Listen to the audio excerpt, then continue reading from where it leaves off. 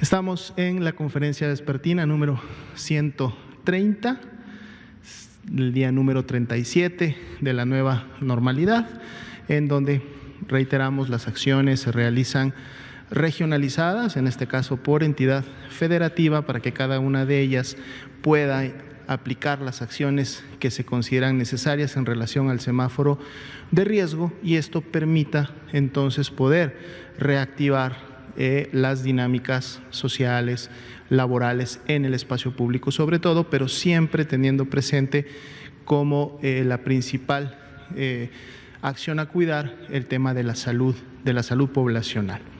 Veamos la primera diapositiva de esta noche. Como ustedes saben, desde el día domingo hemos empezado a dar un nuevo enfoque a la información. Queremos que la información siempre sea fresca, que siempre sea del interés de la población y que además transmita algunos aspectos que consideramos son importantes, que todos estemos informados de esto.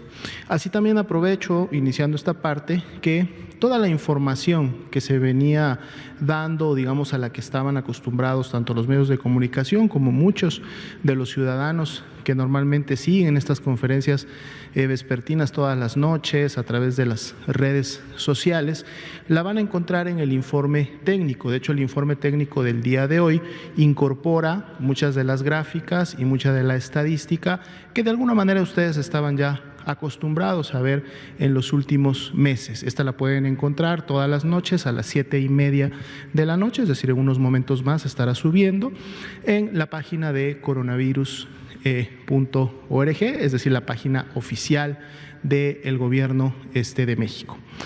Este tipo de gráficas se han estado presentando desde el día domingo. Hemos estado también realizando algunas modificaciones en relación a la información que presentamos en ellas. El día de hoy traemos el enfoque de la región de las Américas. Entonces van a ver ustedes que todos los datos y los países que aquí presentamos están en este marco de la región de las Américas. Vamos a encontrar en color beige, que es el color más claro que está al fondo, los países precisamente que están en América del Sur. En color más o menos un guinda, un rojo oscuro, están los países de Centroamérica. Hemos seleccionado algunos.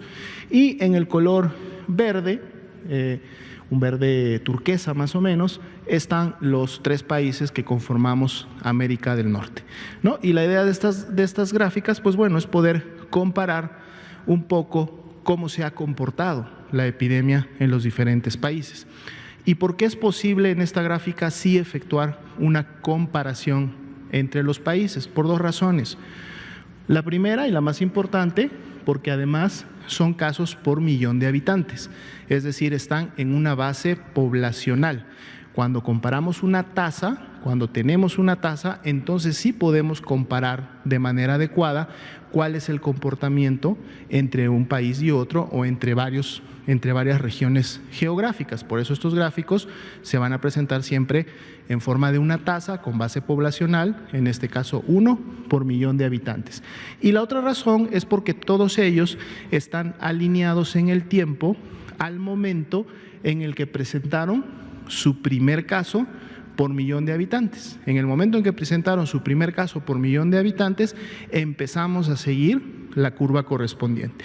Esta gráfica, es bueno siempre recalcarlo, no la realiza ninguna dependencia federal en México. Esta es una gráfica que se obtiene directamente con fuente en el CDC europeo, que produce una organización internacional. Está abierta, está al público, por lo tanto, cualquier persona que quiera explorarla la puede consultar. Aquí abajo van a tener la información y los datos de dónde lo pueden realizar y pueden entonces verificar los datos que se están aquí presentando. Aquí podemos ver, por ejemplo, en función de la gráfica, que en los primeros 20 días que pasaron a partir de que cada uno de los países presentó al menos un caso por millón de habitantes, que sería en este punto, ¿no? Podemos ver cómo los primeros países que iniciaron a incrementar sus curvas epidémicas, en este caso, es decir, su cantidad de casos, que en este caso está expresado por en tasa por millón de habitantes, sí fueron precisamente Estados Unidos, el que más destaca, aquí al día 20, ¿sí? Lo sigue Canadá. Canadá es el que sigue más o menos en el tema de la magnitud. Y luego está Panamá. Panamá también empieza, este es el componente de Centroamérica de manera temprana, y un poco empieza también a destacar Perú, que es un país de Sudamérica. Y así sucesivamente, en la medida que vamos avanzando en el tiempo, empezamos a ver los diferentes comportamientos. ¿Dónde empezamos a notar un poco la curva de México? Cuando pasamos a la siguiente escala, que es en el día 40. Aquí está, prácticamente junto, y de hecho transcurrió muy junto con la curva de Guatemala, ¿sí? Entonces vemos a México y Guatemala caminando un poco juntos. Aquí Guatemala incrementa su cantidad y México continúa con la misma tendencia. Ya para el día 40, los países que habían iniciado aquí temprano empiezan a presentar también un comportamiento ascendente y empiezan a sumarse algunos otros de los países. Si nos vamos a los últimos días, es decir, lo más reciente que podemos ahora observar en la transmisión, vemos un dato interesante. Panamá, cuando lo vemos en tasa, o sea, por millón de habitantes, veamos cómo ha tenido una curva ascendente y además a una velocidad importante. Tiene una pendiente bastante pronunciada e inclusive llega en los últimos días a estar a la cabeza de todos los países de la región de las Américas. Podemos ver también claramente que lo sigue Brasil. Perú, si bien es cierto, tuvo un pico máximo aquí por el día 70 aproximadamente, luego empezó a bajar, pero aún así todavía se sitúa su transmisión en un punto importante. Tenemos a Colombia, tenemos a Argentina, a Costa Rica, que parece inició un poco más tarde, pero ya a partir de su día 90, 85, 90, empieza también a tener un comportamiento ascendente importante. Y bueno, aquí tenemos precisamente a México, que es un comportamiento que hemos estado viendo desde el inicio de la epidemia aquí en el país, como siempre ha mantenido una curva con una tendencia no ascendente, no abrupta, sino más bien siempre una tendencia que en su momento parece estar controlada, una tendencia que va de a pocos, no tiene abruptos, no tiene cambios fuertes en el tiempo, ni hacia arriba ni hacia abajo, y bueno, vamos a ver esto también, cómo continúa comportándose.